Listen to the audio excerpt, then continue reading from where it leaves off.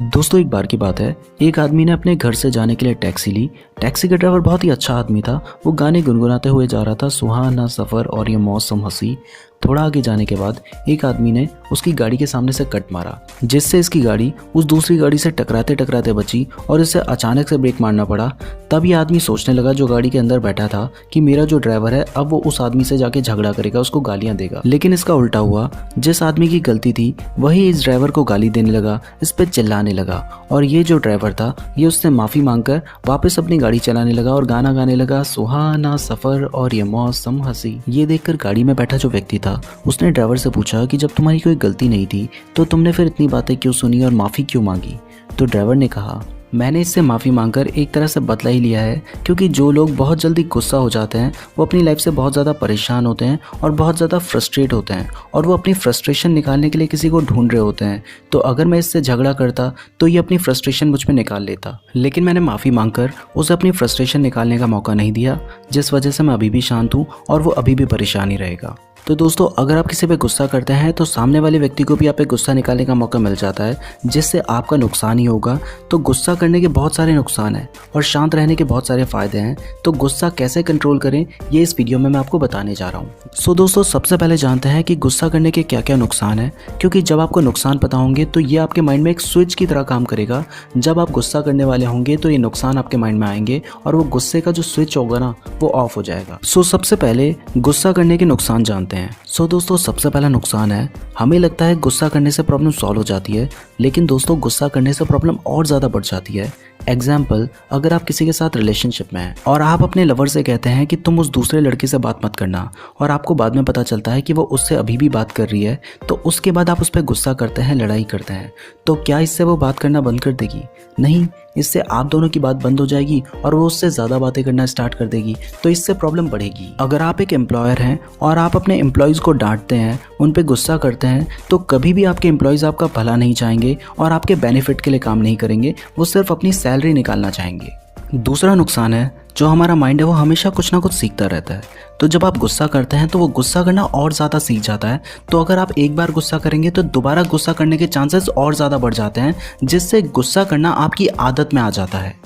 तीसरा नुकसान है, जब आप गुस्सा करते हैं तो आपके सोचने और समझने की शक्ति कम हो जाती है, या फिर ये कहें कि आपकी मेंटल पावर कम हो जाती है। तो जब आप कम मेंटल पावर के साथ कोई डिसीजन लेते हैं तो वो उतना ज़्यादा बेहतर नहीं हो सकता जितना आप नॉर्मल सिचुएशन में लेंगे, और मोस्ट ऑफ द टाइम गुस्से में लिया हुआ डिसीजन गलत ही होता है। दोस्तों, मेरी आपसे रिक्वेस्ट है कि अगर आपने कोई डिसीजन गुस्से में लिया था और उससे आपको कोई नुकसान हुआ है तो कमेंट करके ज़रूर बताएं, ताकि आप और जो बाकी व्यूअर्स हैं उन्हें इस प्रॉब्लम की सीरियसनेस रियलाइज़ हो। चौथा नुकसान है, टोटल क्राइम में से 60 to 70% जो क्राइम होते हैं वो सडन प्रोवोकेशन की वजह से ही होते हैं, गुस्सा करने की वजह से ही होते हैं। तो अगर आपको बहुत ज़्यादा गुस्सा आता है तो ये आपके लिए बहुत बड़ी प्रॉब्लम भी क्रिएट कर सकता है। दोस्तों, पांचवा नुकसान है, गुस्सा आपके दोस्तों की संख्या को घटाता है और दुश्मनों की संख्या को बढ़ाता है। दोस्तों को आपसे दूर करता है और दुश्मनों को आपके करीब करता है। गुस्से की वजह से फिजिकल प्रॉब्लम जैसे कि हार्ट अटैक आने के चांसेस होते हैं, मेंटल प्रॉब्लम के चांसेस होते हैं, जॉब के जाने के चांसेस होते हैं, एक्सीडेंट होने के चांसेस होते हैं, लड़ाई होने के चांसेस होते हैं, इंसल्ट होने के चांसेस होते हैं, और लाइफ के ऊपर से कंट्रोल कम होता जाता है। दोस्तों, जो छठा नुकसान है मुझे सबसे ज़्यादा इंपॉर्टेंट लगता है, और वो ये है कि जो इंसान गुस्सा करता है वो कभी भी खुश नहीं रह पाता, क्योंकि उसकी ज़्यादातर लोगों से लड़ाई होती रहती है, तो कोई भी उसको सपोर्ट नहीं करता, कोई भी उसका अपना नहीं होता, ज़रूरत में कोई भी काम नहीं आता, और उसकी लाइफ में प्रॉब्लम ज़्यादा आती हैं और वो उन प्रॉब्लम्स को सही तरीके से सॉल्व नहीं कर पाता। तो दोस्तों, आपको गुस्सा नहीं करना चाहिए, और अगर आप गुस्सा करते हैं तो आप अपना ही नुकसान करते हैं। दोस्तों, अब हम जानते हैं कि इस प्रॉब्लम का सॉल्यूशन क्या है। सो दोस्तों, पॉइंट नंबर 1, जब आप गुस्से को कंट्रोल करना चाहते हैं तो सबसे ज़्यादा इफेक्टिव तरीका होगा उसके रिजल्ट के बारे में सोचना। अगर आप गुस्से में किसी को थप्पड़ मारते हैं तो वो आपको ईंट मारेगा, और फिर आप ईंट का जवाब पत्थर से देंगे, और जब आप पत्थर से जवाब देंगे तो शायद वो गोली से जवाब देगा। इसका मतलब ये नहीं है कि आप रिजल्ट के बारे में सोच के डरो और फिर गुस्सा ना करो, लेकिन अगर आपको रिजल्ट के बारे में पता होगा तो फिर आप अल्टरनेटिव सॉल्यूशन निकालने की कोशिश करेंगे जो आपकी प्रॉब्लम्स को ज़्यादा ईजिली सॉल्व कर देगा।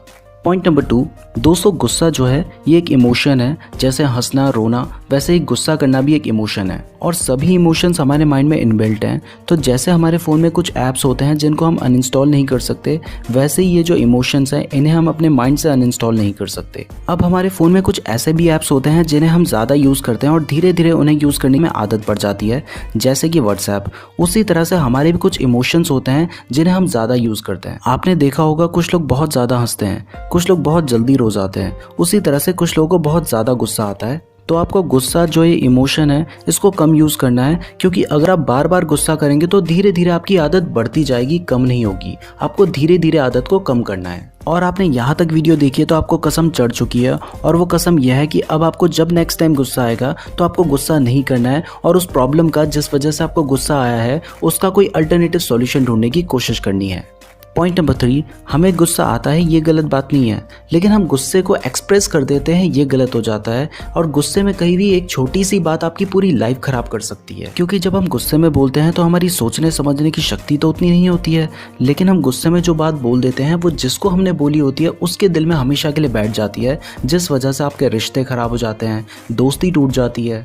तो आपको गुस्से को एक्सप्रेस करना बंद करना है। जब आपको गुस्सा आता है तो उस वक्त किसी से भी कोई बात ना करें और किसी के साथ कोई रिएक्ट ना करें, क्योंकि इससे आपका गुस्सा बढ़ सकता है। और गुस्से को माइंड में रखें और उसको कूल डाउन करने की कोशिश करें।